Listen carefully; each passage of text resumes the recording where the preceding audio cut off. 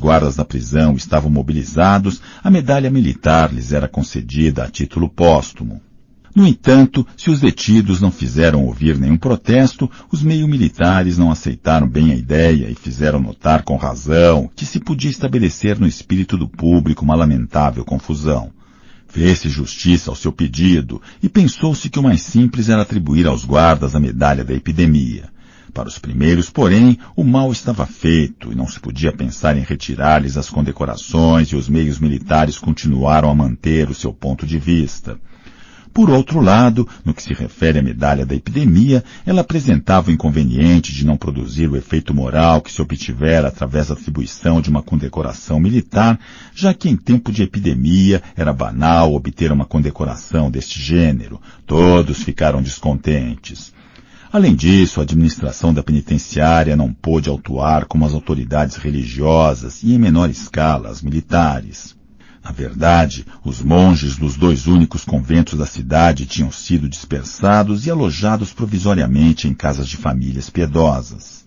Da mesma forma, sempre que possível, eram destacadas pequenas companhias das casernas para se aquartelarem em escolas e edifícios públicos. Assim, a doença que aparentemente tinha forçado os habitantes à solidariedade de sitiados quebrava ao mesmo tempo as associações tradicionais e devolvia os indivíduos à sua solidão. Isto causava tumultos. Pode-se pensar que todas estas circunstâncias acrescentadas ao vento levaram também o incêndio a certos espíritos. As portas da cidade foram atacadas de novo durante a noite, repetidamente, mas desta vez por pequenos grupos armados. Houve trocas de tiros, feridos e algumas fugas. Os postos de guarda foram reforçados e estas tentativas cessaram com certa rapidez. No entanto, isso bastou para levantar na cidade um sopro de revolução que provocou algumas cenas de violência. Casas incendiadas ou fechadas por motivos sanitários foram saqueadas. A bem da verdade, é difícil supor que estes atos tenham sido premeditados. Na maior parte das vezes, uma oportunidade súbita levava pessoas até então respeitáveis a ações repreensíveis que eram logo imitadas. Encontraram-se assim indivíduos furiosos capazes de se precipitarem numa casa ainda em chamas na presença do próprio dono, imbecilizado pela dor. Diante da indiferença do morador, o exemplo dos primeiros foi seguido por muitos espectadores, e nessa rua obscura, à luz do incêndio, viram-se fugir por todos os lados sombras deformadas pelas chamas moribundas e pelos objetos ou móveis que carregavam nos ombros. Foram incidentes que forçaram as autoridades a assimilar o estado de peste ao estado de sítio e aplicar as leis decorrentes. Fuzilaram-se 2 ladrões, mas não é certo que isso impressionasse os outros, pois no meio de tantos mortos, as 2 execuções passaram despercebidas. Era uma gota d'água no oceano. E, na verdade, cenas semelhantes se desenrolaram com bastante frequência, sem que as autoridades fizessem menção de intervir. A única medida que pareceu impressionar os habitantes foi a instituição do toque de recolher. A partir de 11 horas, mergulhada na noite completa, a cidade era de pedra. Sob os céus enluarados, ela alinhava os muros esbranquiçados e as ruas retilíneas, jamais manchadas pela massa negra de uma árvore, jamais perturbadas pelo passo de um transeunte ou pelo latido de um cão. A grande cidade silenciosa não passava então de um aglomerado de cubos maciços e inertes, dentre os quais as esfinges taciturnas de benfeitores esquecidos ou de grandes homens antigos sufocados para sempre no bronze tentavam sozinhos, com seus falsos rostos de pedra ou de ferro, evocar uma imagem degradada do que fora o homem. Estes ídolos medíocres reinavam sob um céu espesso nas encruzilhadas sem vida, brutos, insensíveis, que bem representavam o reino imóvel em que havíamos entrado, ou pelo menos a sua ordem última, a de uma necrópole em que a peste, a pedra e a noite teriam feito calar, enfim, todas as vozes. Mas a noite também estava em todos os corações, e as verdades como as lendas que se contavam sobre os enterros não eram feitas para tranquilizar os nossos concidadãos. Porque é efetivamente necessário falar dos enterros e o narrador pede desculpas. Sente naturalmente a crítica que lhe poderia ser feita a este respeito, mas a única justificativa é que houve enterros durante toda esta época e que, de certo modo, obrigaram-no como obrigaram a todos os nossos concidadãos a preocupar-se com enterros. Não é, em todo caso, que ele goste desse tipo de cerimônias, preferindo, pelo contrário, a sociedade dos vivos e, para dar um exemplo, os banhos de mar.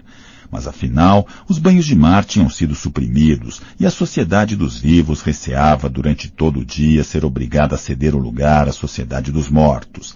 Era evidência.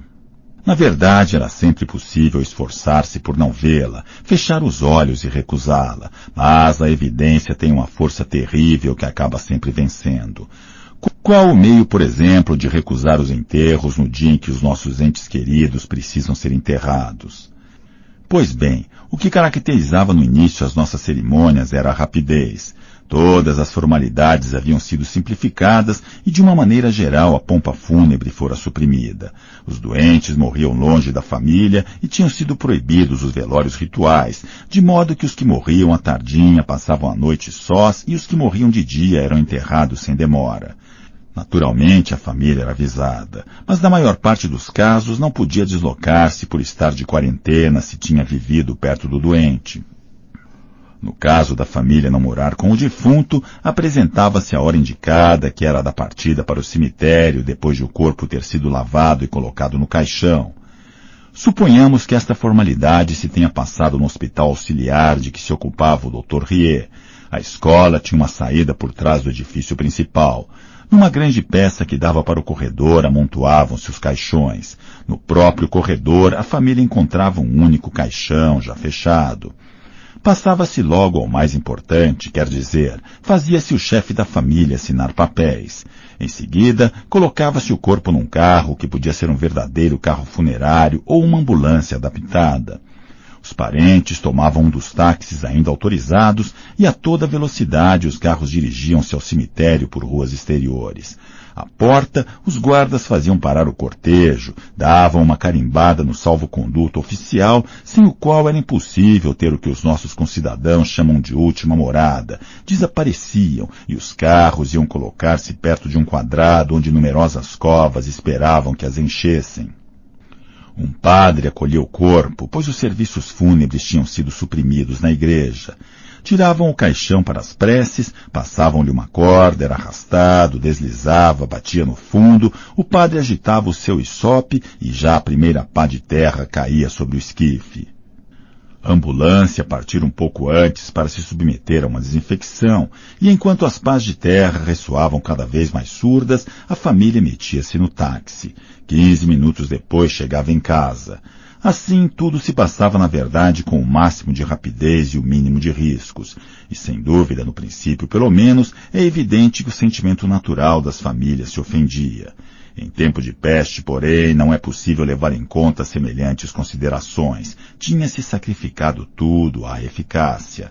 Além disso, se a princípio o moral da população se ressentira por essas práticas, porque o desejo de ser enterrado decentemente é muito mais profundo do que se supõe, pouco depois, por felicidade, o problema do abastecimento tornou-se delicado e o interesse dos habitantes derivou para preocupações mais imediatas.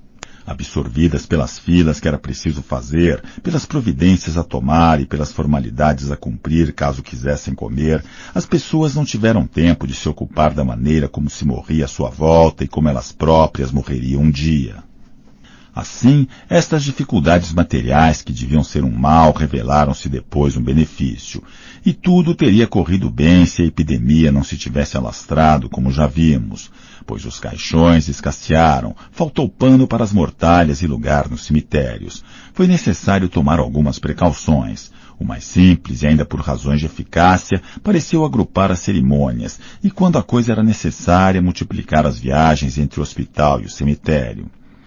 Assim, no que diz respeito ao serviço de Riet, o hospital dispunha nesse momento de 5 caixões. Uma vez cheios, a ambulância os transportava.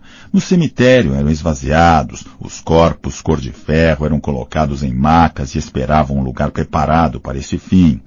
Os caixões eram regados com uma solução antisséptica e levados novamente para o hospital, onde a operação recomeçava tantas vezes quantas fossem necessárias. A organização era, portanto, muito boa e o prefeito mostrava-se satisfeito. Disse até a Riet que afinal isso valia mais que as carretas mortuárias conduzidas por negros, tal como se encontravam nas crônicas de antigas pestes. Sim, respondeu Rie, é o mesmo enterro, mas nós fazemos fichas. O progresso é incontestável. Apesar destes êxitos de administração, o caráter desagradável de que se revestiam agora as formalidades obrigou a prefeitura a afastar os parentes da cerimônia. Tolerava-se apenas que viessem até a porta do cemitério, e até isso não era oficial, porque no que se refere à última cerimônia as coisas tinham mudado um pouco. No extremo do cemitério, num local coberto de lentisco, tinham sido abertas duas enormes fossas. Havia a fossa dos homens e a das mulheres.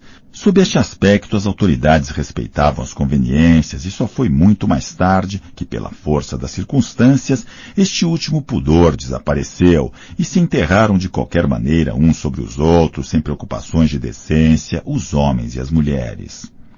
Felizmente, essa confusão extrema marcou apenas os últimos momentos do flagelo. No período de que nos ocupamos, a separação das fossas existia e as autoridades eram muito exigentes em relação a isso. No fundo de cada uma delas, uma espessa camada de cal viva fumegava e fervilhava. Nas bordas do mesmo buraco, o montículo da mesma cal deixava suas bolhas arrebentarem ao ar livre. Depois de acabadas as viagens da ambulância, levavam-se as macas em cortejo, deixavam escorregar para o fundo, mais ou menos ao lado uns dos outros, os corpos desnudados e ligeiramente retorcidos, que neste momento eram recobertos de cal viva e depois de terra, mas só até uma certa altura, a fim de poupar espaço para os futuros hóspedes. No dia seguinte, os parentes eram convidados a assinar um registro, o que mostra a diferença que pode haver entre os homens e, por exemplo, os cães. A verificação era sempre possível. Para todas estas operações era preciso pessoal e este estava sempre prestes a faltar. Muitos desses enfermeiros e coveiros, no princípio oficiais, depois improvisados, morreram de peste. Por mais precauções que se tomassem, o contágio acabava por se fazer um dia.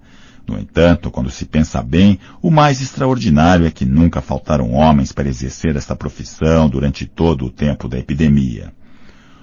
O período crítico ocorreu um pouco antes de a peste ter atingido seu auge e as inquietações do doutor eram então fundamentadas. Nem para os trabalhos especializados, nem para o que se chamavam os trabalhos grosseiros, a mão de obra era suficiente. Mas, a partir do momento em que a peste se apossou realmente de toda a cidade, então o seu próprio excesso provocou consequências bastante cômodas, pois ela desorganizou a vida econômica e suscitou assim um número considerável de desempregados. Na maior parte dos casos, estes não forneciam recrutamento para os técnicos, mas os trabalhos grosseiros encontraram-se extremamente facilitados. A partir desse momento, na realidade, viu-se sempre a miséria mostrar-se mais forte que o medo, tanto mais que o trabalho era pago na proporção dos riscos. Os serviços sanitários puderam dispor de uma lista de pretendentes, e logo que se dava uma vaga, avisavam-se os primeiros da lista, que, salvo no caso de terem também entrado em férias no intervalo, não deixavam de se apresentar. Foi assim que o prefeito, que hesitara muito tempo em utilizar os condenados temporários ou condenados à prisão perpétua para este gênero de trabalho, pôde evitar que se chegasse a esse extremo. Enquanto houvesse desempregados, ele era de opinião que se podia esperar. Bem ou mal, o fato é que até o fim do mês de agosto os nossos concidadãos puderam, pois, ser conduzidos à sua última morada, se não decentemente, pelo menos com uma ordem suficiente para que a administração mantivesse a consciência de que cumpria o seu dever. Mas é necessário antecipar um pouco a sequência dos acontecimentos para relatar os últimos procedimentos a que foi preciso recorrer. Com efeito, no estado em que a peste se manteve, a partir do mês de agosto o acúmulo de vítimas ultrapassou em muito as possibilidades que o nosso pequeno cemitério podia oferecer. De nada servira derrubar muros, abrir aos mortos uma saída para os terrenos vizinhos. Em breve tornou-se necessário encontrar outra coisa. Decidiu-se em primeiro lugar fazer os enterros à noite, o que logo dispensou certos cuidados. Puderam amontoar-se os corpos cada vez mais numerosos nas ambulâncias, e alguns retardatários que, contra todas as regras, se encontravam ainda nos subúrbios depois do toque de recolher, ou aqueles que o dever levava para lá, encontravam por vezes longas ambulâncias brancas que corriam a toda velocidade, fazendo soar discretamente a sirene nas ruas vazias da noite. Apressadamente os corpos eram lançados nas fossas. Mal tinham acabado de cair e já as pás de cal se abatiam sobre os rostos e a terra os cobria de modo anônimo nas covas que se abriam cada vez mais profundas. Um pouco depois, contudo, foi preciso procurar outro lugar para tomar outras medidas. Um decreto da prefeitura expropriou jazigos perpétuos e todos os restos exumados foram encaminhados ao forno crematório. Em breve, tornou-se necessário conduzir os próprios mortos da peste para a cremação. Mas então foi preciso utilizar o antigo forno de incineração que se encontrava a leste da cidade, fora das portas. Afastou-se para mais longe o piquete da guarda, e o empregado da prefeitura facilitou muito a tarefa das autoridades ao aconselhar o uso dos bondes que antigamente serviam à orla marítima e que se encontravam desativados. Para esse fim, arrumou-se o interior dos veículos, retirando os assentos, e desviou-se a linha para o forno, que se tornou assim uma estação final. E durante todo o fim de verão, como em meio às chuvas do outono, era possível ver passar à beira-mar, no coração de cada noite, estranhos cortejos de bondes sem passageiros oscilando acima do mar.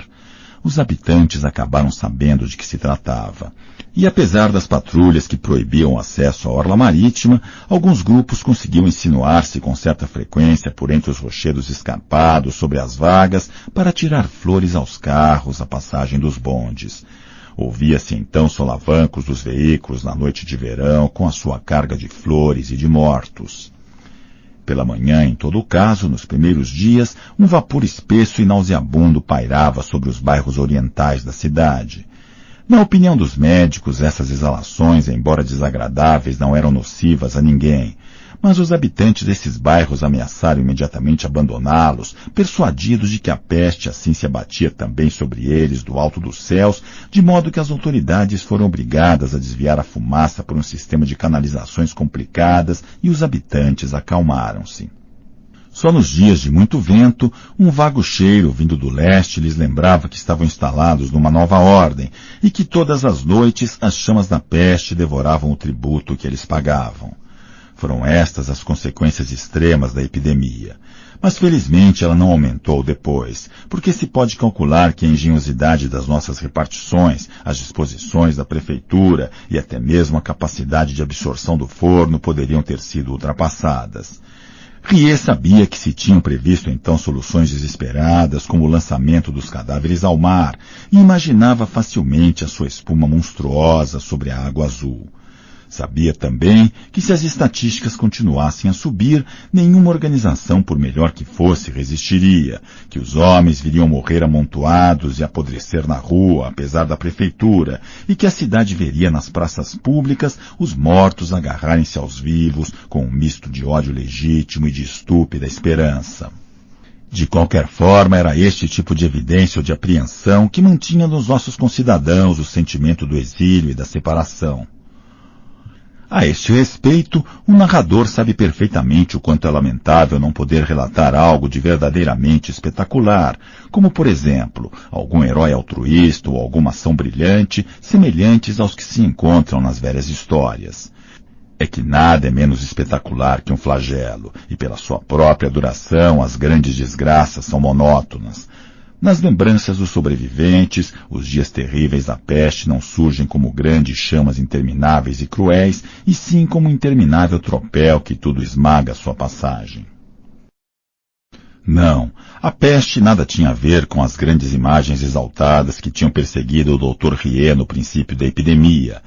Ela era, em primeiro lugar, uma administração prudente e impecável de bom funcionamento. É assim que, diga-se entre parênteses, para nada trair e, sobretudo, para não se trair a si próprio, o narrador tendeu para a objetividade. Não quis modificar quase nada pelos efeitos da arte, a não ser no que diz respeito às necessidades básicas de um relato mais ou menos coerente. É a própria objetividade que o obriga agora a dizer que se o grande sofrimento desta época, tanto o mais geral quanto o mais profundo, era a separação, e se é indispensável em sua consciência fazer dele uma nova descrição nesta fase da peste, não deixa de ser verdade que até este sofrimento era até então menos patético.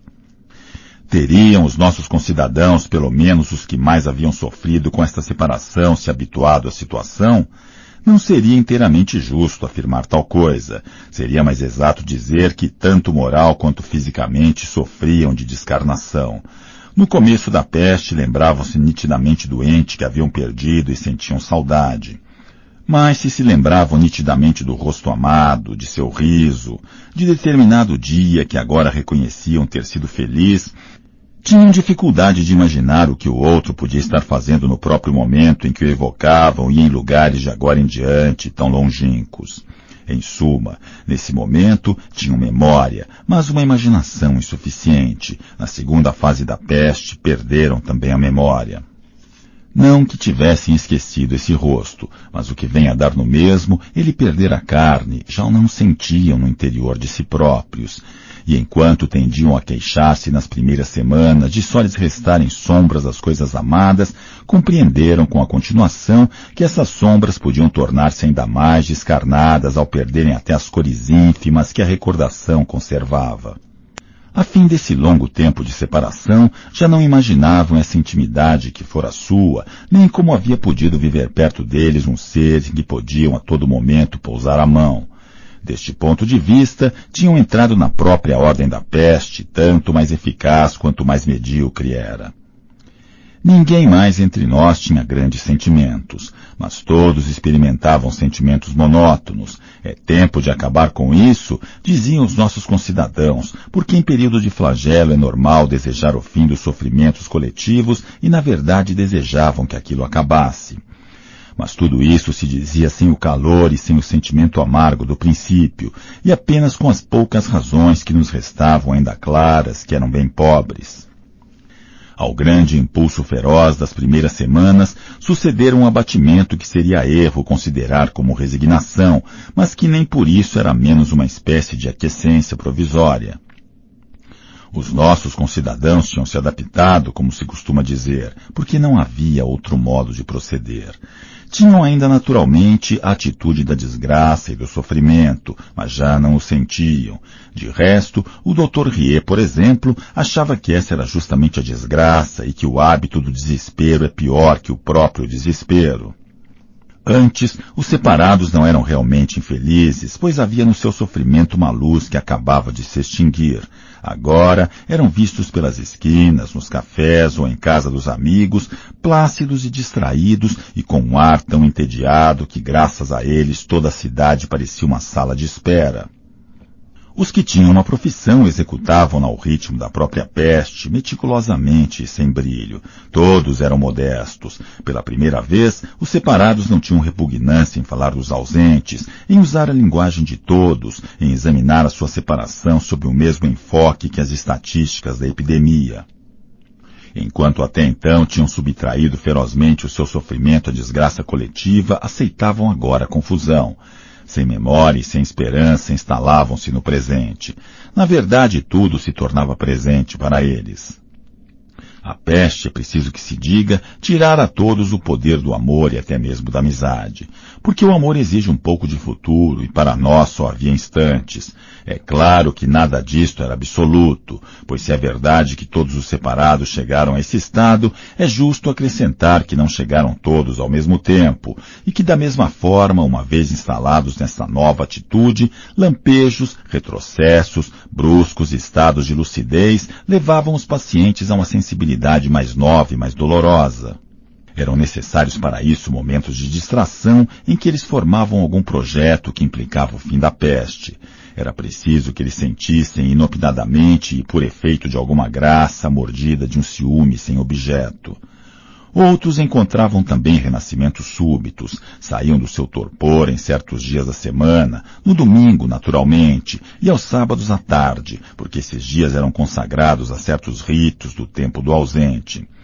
Ou então, uma certa melancolia que os invadia ao fim da tarde, dava-lhes o aviso, aliás nem sempre confirmado, de que a memória ia voltar.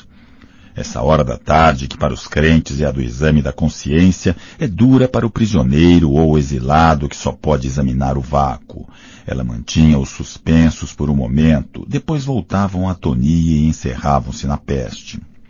Já se compreendeu que isso consistia em renunciarem ao que tinham de mais pessoal, ao passo que nos primeiros tempos da peste eles surpreendiam-se com a quantidade de pequenas coisas que contavam muito para eles, sem terem qualquer experiência para os outros, e faziam assim a experiência da vida pessoal.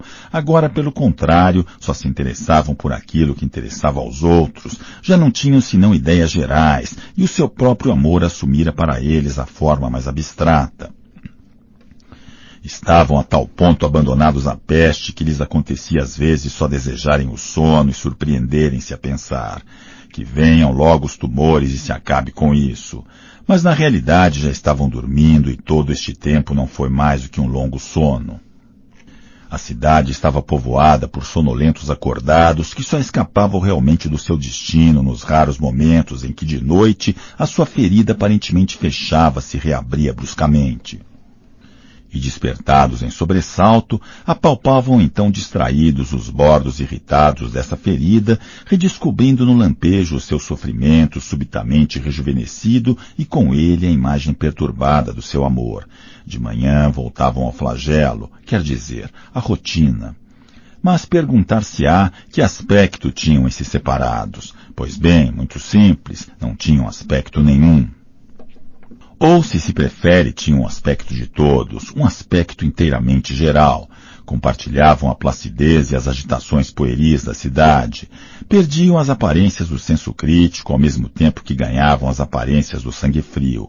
Era possível ver-se, por exemplo, os mais inteligentes simularem procurar, como todos, nos jornais ou nas emissões radiofônicas, razões para acreditarem num fim rápido da peste e conceberem aparentemente esperanças quiméricas ou sentirem receios sem fundamento ao lerem considerações que um jornalista havia escrito um pouco ao acaso, bocejando de tédio.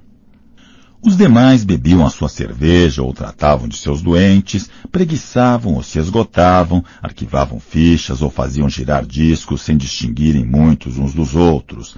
Em outras palavras, já não escolhiam nada. A peste suprimira os juízos de valor. E isso se via pela maneira como ninguém mais se ocupava da qualidade do vestuário ou dos alimentos que se compravam. Aceitava-se tudo em bloco. Para encerrar, pode-se dizer que os separados já não tinham esse curioso privilégio que no princípio os preservava. Tinham perdido o egoísmo do amor e as vantagens que dele tiravam. Pelo menos agora a situação era clara. O flagelo era problema de todos. Todos nós, no meio das detonações que irrompiam as portas da cidade, dos carimbos que marcavam o compasso da nossa vida ou da nossa morte, em meio aos incêndios e às fichas, ao terror e às formalidades, prometidos a uma morte ignominiosa, mas registrada entre fumaças terríveis e as sirenes tranquilas das ambulâncias, todos nós nos nutríamos do mesmo pão do exílio, esperando sem o saber a mesma reunião e a mesma paz perturbadoras. O nosso amor, sem dúvida, estava presente ainda, mas simplesmente era inutilizável, pesado, inerte, estéril como o crime ou a condenação. Não era mais que uma paciência sem futuro e uma espera obstinada. E deste ponto de vista, a atitude de alguns dos nossos concidadãos fazia pensar nas longas filas, nos quatro cantos da cidade, diante das lojas de alimentos. Era a mesma resignação e a mesma persistência, ao mesmo tempo ilimitada e sem ilusões. Seria apenas necessário elevar esse sentimento a uma escala 1000 vezes maior no que diz respeito à separação, porque se tratava então de uma outra fome capaz de tudo devorar. Em todo caso, supondo que se queira ter uma ideia justa do estado de espírito em que se encontravam os separados da nossa cidade, seria preciso evocar de novo as eternas tardes douradas e poeirentas que caíam sobre o espaço urbano sem árvores, enquanto homens e mulheres se espalhavam por todas as ruas.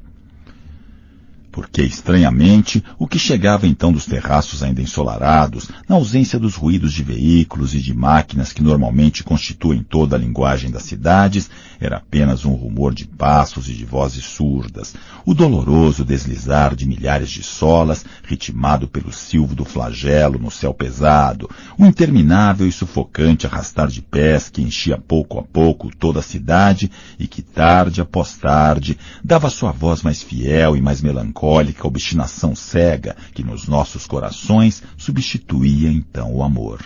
Pasta 4. 4. Durante os meses de setembro e outubro, a peste manteve a cidade sob seu domínio. Já que se tratava de marcar passo, várias centenas de milhares de homens continuavam a arrastar os pés durante semanas intermináveis. A bruma, o calor e a chuva sucederam-se no céu. Bandos silenciosos de estorninhos e de tordos vindos do sul passaram muito alto, mas contornaram a cidade como se o flagelo de Panelu, a estranha peça de madeira,